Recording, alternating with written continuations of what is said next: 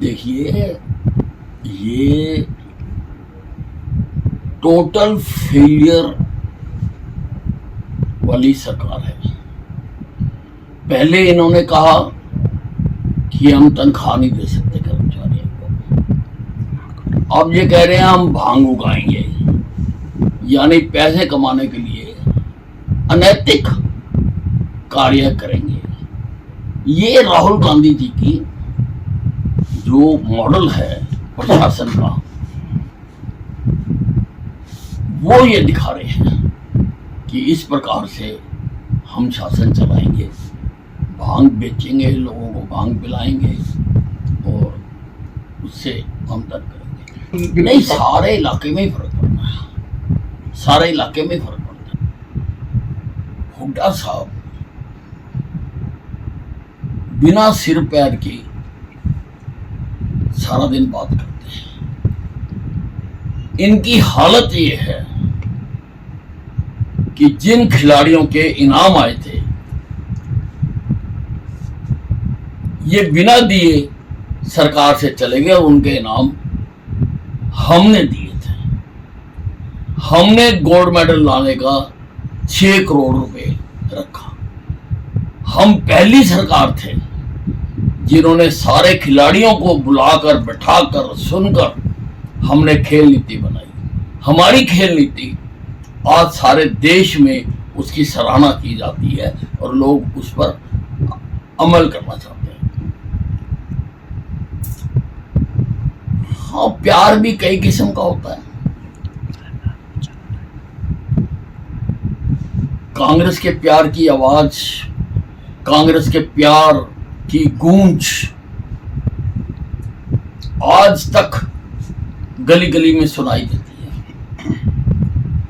एक प्यार इन्होंने 1947 में किया था। हिंदू और मुसलमानों का धर्म के हिसाब से बंटवारा करा के 10 लाख लोग मारे थे।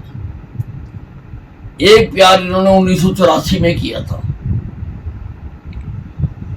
सिख दंगे करवा के।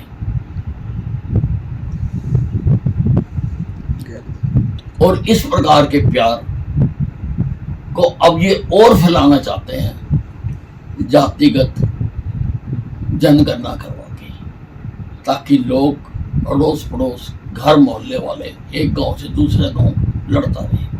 ये है इनका प्यार।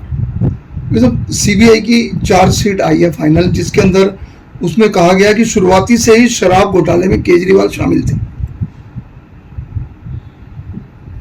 तो सीबीआई इसीलिए ही कार्रवाई कर रही है। सीबीआई के पास पुख्ता दस्तावेज हैं और इसीलिए केजरीवाल जी अभी तक अंदर हैं।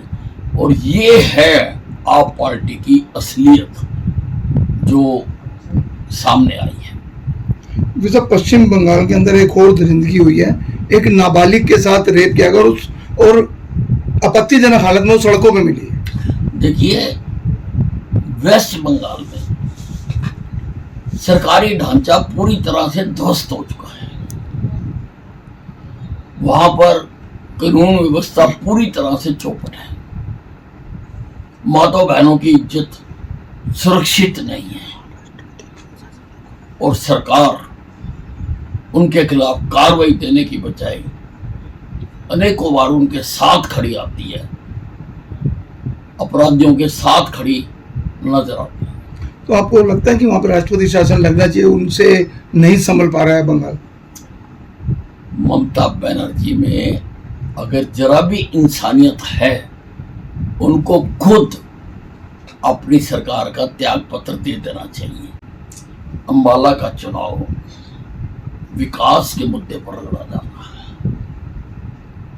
हमने जो विकास किया है हिंदुस्तान आजाद होने के बाद से लेकर, किसी पार्टी ने, किसी नेता ने नहीं करवाया और उसका हमें भरपूर समर्थन मिल रहा है। और क्या कुछ मुद्दे ऐसे हैं जिसको लेके चुनाव लड़े जाएंगे? वैसे तो आपका चुनाव पब्लिक लड़ती है, कौन से मुद्दे ऐसे रह गए जिसको लेके आप चुनाव लड़ते? हमारा तो एक ही मुद्दा होता है, काम किया है, काम करेंगे।